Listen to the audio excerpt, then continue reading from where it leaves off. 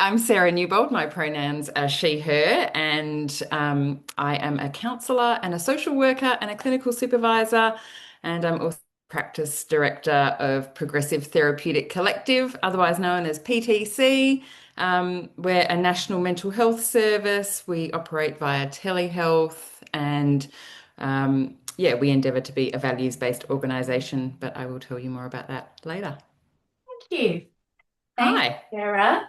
Thanks for taking the time. Before we jump in, I'd like to acknowledge that we are meeting on stolen land that always was and always will be Aboriginal land. And for me, I'm on the lands of the Whadjuk people of the Noongar Nation. And I pay my respects to their elders, past, present, and emerging. And I extend that respect to the elders where you're meeting today, are the lands of the Dja Dja Wurrung people. So thank you. Thank Um, you. let's start. If you could tell us a bit about you, your practice, BTC, and the values behind your practice. Yeah. I've always known I wanted to be a social worker and a counselor, and I started studying it straight out of high school. And I've had a pretty varied career. First kind of third of my career was working in trauma as a trauma consultant. And then I went and did a bit of policy work because I was burnt out from trauma. And we're coming up to our 6-year birthday for PTC. So we opened just before COVID. Thank you. And yeah, at the time, I wasn't intending to build PTC into a practice. I really had just opened it because I was undertaking some care for my mum and my grandmother, and I wanted to do a job 1 day a week that I could do from home that I really enjoyed. And that was counseling for me. And like 6 and a bit years later, we like PTC is here.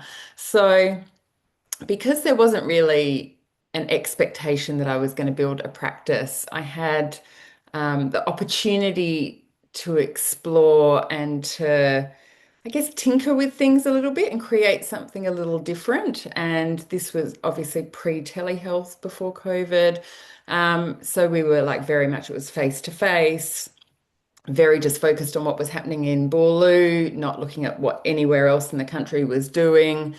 But in Boorloo at the time, there were very few, if any, counselling practices that I could find that reflected the communities in which I'm part of. And those communities are queer, gender diverse, where we talk very openly about sex and kink, where we are very proudly pro-abortion, where gynecological health is something we believe should be spoken about without shame.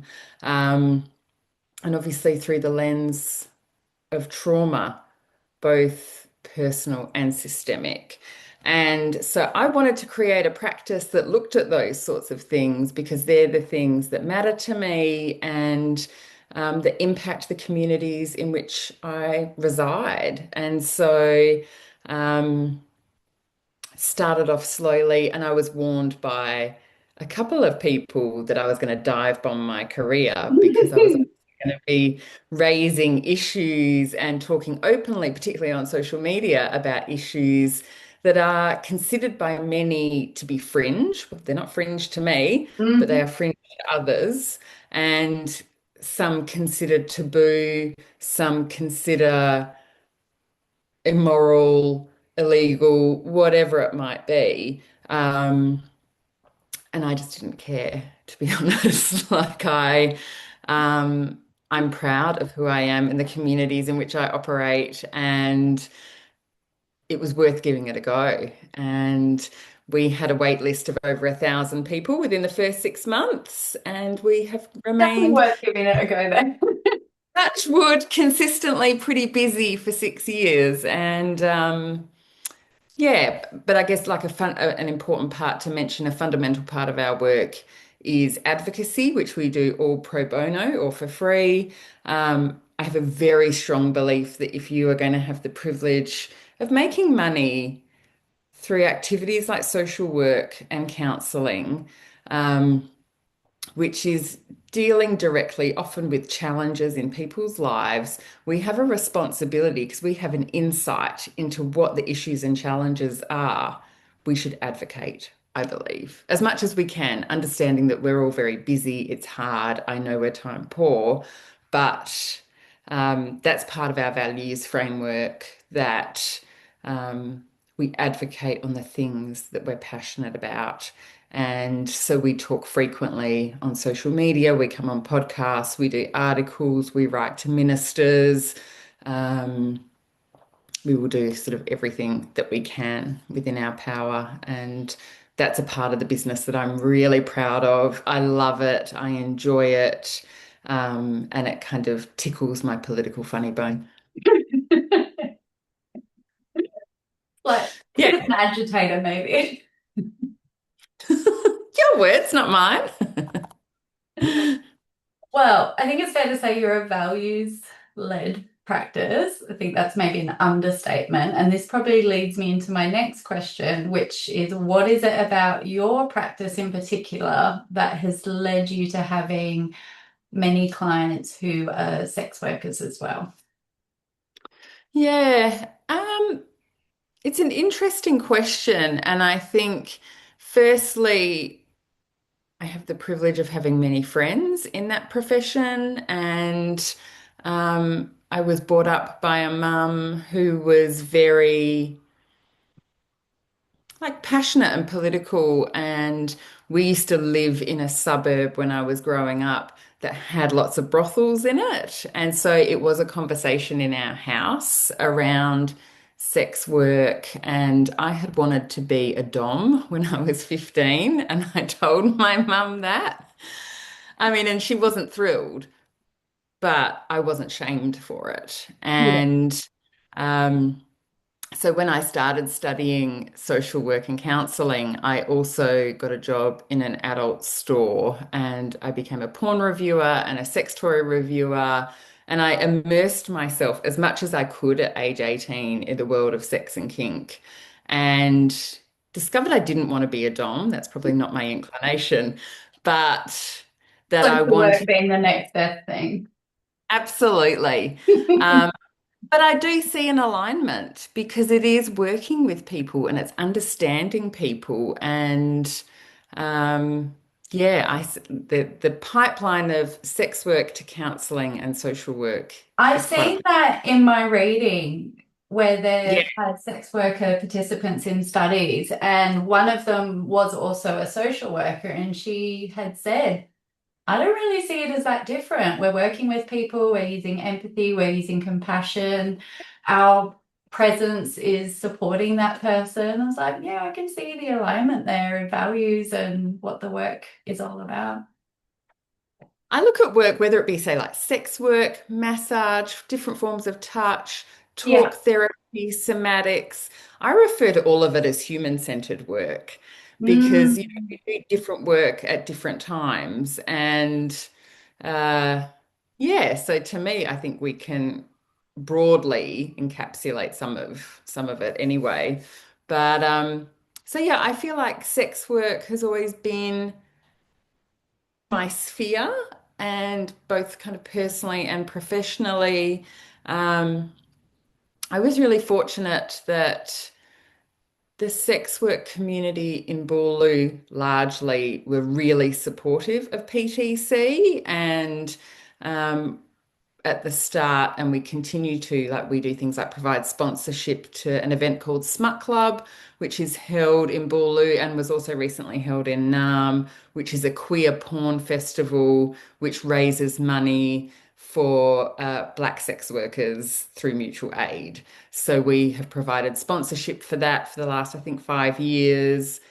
Um, we contribute 2% of our profit every year for the last 6 years to Sex Work Mutual Aid. So, as part of paying the rent, Mm. that's for Indigenous sex workers.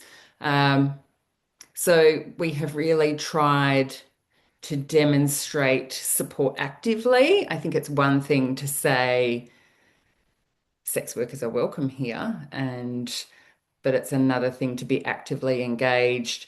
We You can't walk call in out, the talk. trying to, Yeah. trying to as best we And that, can. And oh, sorry, you go on. oh, and I just think like advocating around decriminalisation. So whenever those sort of discussions have popped up anywhere in the country, Mm, um, we have always, again, like tried to advocate very strongly and I think are really passionate about amplifying sex worker voices. I want to be very clear, I'm not a sex worker. I don't pretend to know it all at all. mm, I would very much like to stand alongside and work and support where we can. So yeah, we can't call ourselves allies, only sex workers can call us that. But I hope that we are genuine in the work that we do. mm, And yeah, it has been very considered because sex workers largely are not treated well and are not treated well in the mental health sphere. And mm. so, again, I wanted to challenge that and provide a space that I hope is as safe as possible and at least is very considered. Yeah. And I think because you are so public with your advocacy, particularly around sex work, that builds a sense of safety for people accessing you. I'd hate to think how many therapists or social workers, sex workers have been to, and they've just been treated with disrespect or saved from the industry. And presumably that's word of mouth is getting around of PTC is a safe place to go to where you'll be treated like anybody else and not judged for the work that you choose to do. I hope so. Um, Yeah. yeah. Um, what came up in my reading a lot is that frequently when sex workers go to get mental health support or any really support, the worker immediately focuses on the sex work must be the issue. You're depressed because you do sex work. You're having housing issues because you do sex work, and not actually listening to the person who might be coming to see a professional for any other myriad of reasons. Mm. Is that your experience as well of when, without obviously breaching confidentiality, when people come to see you, is it often about their work or is it unrelated or is it a bit of both? So I can say, like, I'm sure it's almost 100% certainty, if not 95, that every person I have seen who works as a sex worker, I have never had a conversation with them about their work being an issue. What has always Interesting. been an issue has been other things. Like I'm going through a divorce Yeah, because like, my partner and I are not aligning, or I want to come and have a conversation about neurodivergence because I think I might have ADHD, whatever it might be. But what has been consistent feedback is in alignment with your reading, which is that we've always had it reported to us that mental health practitioners will consistently blame everything on their work. mm, Just so frustrating. And we'll see that every relationship problem, oh, well, obviously that must be to do with sex work. And yeah. um, yeah, like I will share something personal of myself. So I was seeing consistently a social worker slash counselor for a year for grief related stuff to do with my mum. And I started dating someone in that time who is a sex worker. And I told my therapist, I was like, I'm really excited. I've started dating someone. She's amazing. And she's Mm, like, oh, what does she do? I was like, oh, she's a sex worker. And her response was repugnant. Her response really? was, don't you think you could do better? Don't you know who you are? Wow. That's Obviously, cold. I never went back to that therapist ever again. Yeah. But we had like a really strong therapeutic relationship over a year. She followed my social media. She knows who I am. She knows my ethics, she knows Mm, my values. And despite that, still felt completely comfortable in spouting something really? repugnant like that. And that was in 2023. like So, oh, recent. okay. So recent. Yeah. Yeah, I yeah. would And so really, I just, I just share that because I think that exemplifies the stigma and mm, this therapist is quite, I would have considered quite progressive. mm, And, um, and I had said, oh, but I don't have an issue with her work. I'm not even here to talk about her work. But mm. my therapist centered it as an issue. Yeah, focused on that. Mm. Mm, And which is a yeah, shame because you were obviously excited and this is good news. totally. And she flipped that um, Yeah, and put her yeah. view onto your experience, basically. And Um, we dated and we no longer date, but we're incredibly good friends. And her work never impacted our relationship ever and never mm, has. yeah, interesting. Yeah. Um, do your clients, so a lot of what the work I've been reading around is around stigma and discrimination. Hmm. And I know you've said they don't tend to speak about their work, but do they tend, the clients who are sex workers, do they tend to talk about experience of stigma or discrimination and how that impacts them? Hugely. And so I'm just going to move my Mm. curtain. Sun is setting. Um, yeah, very much. And it has a real tangible impact on Mm. workers' lives.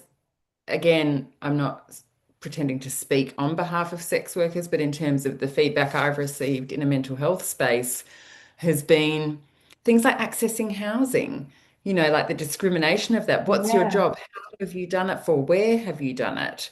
Um, Banks are probably like the I've financial read that. institutions are one Mm. of the worst and Mm. are getting worse with the increasing kind of right-wing conservatism that's spreading across the world. Right. Banks are now, it's not getting better, it's getting tougher. And I mean, the housing as well. I mean, we know what the housing market's like at the moment. Mm. Chances of putting an honest response on your rental application of this is the work I do and getting a house, I can only imagine is slim to nil. And then for those who are in intimate relationships and may experience family and domestic violence, the threat of being outed to the police, and then obviously the police response to sex workers is always abhorrent. Um, Mm, so it really can influence so many aspects of life. And that threat of also being blackmailed as well, because people know what the impact can be. And so mm, whether that be from clients or people who you get into an argument with, um, that stigma can be weaponized yeah. in really life-threatening ways and really put someone's entire safety at risk, not Mm, physical safety alone, mental, emotional, financial, all of that. It's a lot to So, be carrying every day, knowing one person gets on the wrong side of you and they can just mm, decimate everything. yeah, can Yeah. demolish, Yeah. demolish your life. Because is it Um, it's fair to say, I guess, a lot of sex workers, the majority perhaps, aren't out to their family, friends, potentially. So it really carries a lot of weight, that threat of being outed. yeah, yeah. And I mean, I'm quite interested in kink personally. Like it's a part of like I talk about kink in my therapy, but Mm, just like from like a different part of my life, like I would love to work in the kink space and have been actively talked out of it by friends who are professional DOMs who have said you will dive bomb your career because there's something called a fitness to practice standard. mm. And what does that mean? Like that Yeah. is so Who's subjective. determining your fitness? Yeah. But again, in the context of increasing conservatism around the world, um, Mm, and like if you want to travel to a different country and work or do anything, if you have got that listed next to your name, like yeah. yeah. Yeah. And that really upsets me. And Mm. if I was like closer to retirement, I'd like to challenge that. Go out with a bang. Be like, come on, AASW. But You know what? I did look up if there was, I think I Googled, can you be a social worker and a sex worker? And the ASW doesn't have a particular stance on it, like directly. But yeah, there's that kind of you have to be an upstanding citizen, and yeah, who defines that? Um, mm, mm, it certainly didn't give me the confidence to think, oh, this will be okay if any social worker happen to want to be a sex worker as well, or sex work and then go into social work. Do you have this sort of black mark on your record? yeah, Um, yeah. yeah, and that probably, like I work in the legal field and I checked our code of conduct out of curiosity, and yeah, it had the same thing. You have to be, a person of good standing, of good repute. What does that Mm. mean? And I really resent that. Yeah, Like I it's a pretty horrible thing to say. You're not a worthy person. You're looked down upon. You're of poor repute. Ugh, it's mm, pretty. Hmm. We could rant about that for a while, but we won't. oh, days. I have one more question, Mm, and I think it's fair to say social workers, emerging social workers, we're not immune from society's views. We probably question them more just because of that's who the people we are, but reading suggests that there is, and we've talked about a lot of that stigma permeating our field, permeating our profession, despite our value base kind of contradicting that stigma. So I wonder, what is your message or advice to emerging social workers who perhaps hold some of those negative views towards sex workers that continues to permeate this stigma? mm. I would really encourage everyone to do some deep, serious contemplation and reflection. I think a starting point is listening to sex worker voices. That's where we need to start in lived experience and going across a broad range. And um, I would really be asking myself if you have an issue with sex work, what are your problems with someone utilizing their body in a way for financial or monetary income? Like Mm, sex work is the oldest profession. It always will be. It's not going away, and mm, nor should it, I believe. mm, Um, so with that lens, like if it's always going to be there and there's always going to be people doing it, then isn't it your role to like think deeply about these things? And it's not our role to judge what other people do with their bodies when they are consenting adults. mm. Like it's, yeah. Yeah. And it's not our role to assume that sex work is also the cause of everyone's problems. And yeah, I mean, I was really disappointed. So we recently did a recruitment drive for a counselling role. We had over 400 applicants all over the country, which is amazing. I was disgusted at the quality and substance of the answers we got whenever we asked questions around sex work. And Uh, we're a progressive organisation. We talk about it on our website, so it shouldn't have come as a surprise to people. But there was always a question I asked of everyone, and that was, do any of our values, do you have any resistance to any of our values or any issues? And there were mm. two issues constantly. It was sex work and abortion. Wow, really? Yeah, You find that quite surprising. yeah. Maybe that's me being naive. I think Um, we're in a bubble. what's that, Like, sorry? I think we live in a bubble, you Yeah, know. we do. We definitely do. But yeah, no, I genuinely would have thought therapists, social workers, counselors would have Mm. seen so much of that, particularly abortion, maybe not so much sex work, that wouldn't have ruffled feathers. Interesting. But yeah, you're Yeah. right. Obviously we know the bubbles we live within in the queer world as things are a bit different. So But maybe. yeah, I felt a sense of, whilst I was so happy that we had so many applicants, like what a Mm, beautiful compliment. But at the end of that process, I felt a sense of despair for our right. profession and our work Mm, because obviously there were a few people in that 400 that were, reflective of us and our values, but for the bulk majority were not. And um, had said all the right words in their applications, but of course you just need to scratch beneath the surface and ask the right questions in interview. And that's where interviews are so beneficial. mm. Um, so I really also am wondering what universities are doing and what they're teaching.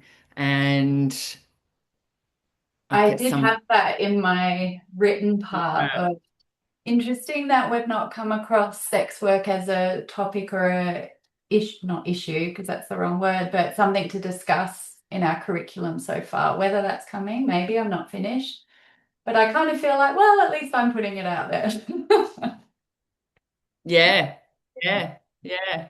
And I think particularly when it is an issue and it's a form of work that a lot of marginalized people engage in. And it's also Mm, a lot of women, and not solely women, but also a lot of trans people, gender diverse people, gay men. mm, Um, and, so there are some additional layers of complexity. And particularly as social workers and as counselors, we have a duty, I think, to be curious about that. And it's not saying we have to go out and bang our tambourine about issues that we're not passionate about, but um, like, where is your curiosity, your grace, your compassion, your empathy, your mm. understanding?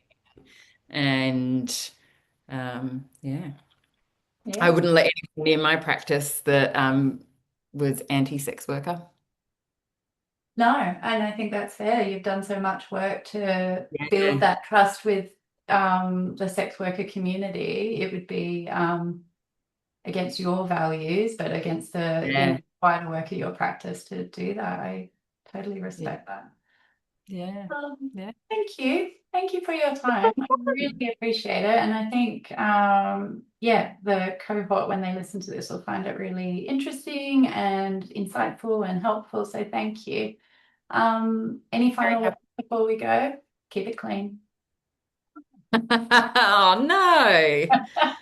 Um, no, just thank you very much for exploring this and I think raising awareness amongst your cohort. And yeah, I just wish you all the very best with your studies, you and everyone in your class. And anyone reach out to us if they want. And I will definitely share your website and your socials so everyone can check cool. out the work you do. Thank you so much. Thank you. See ya. Bye.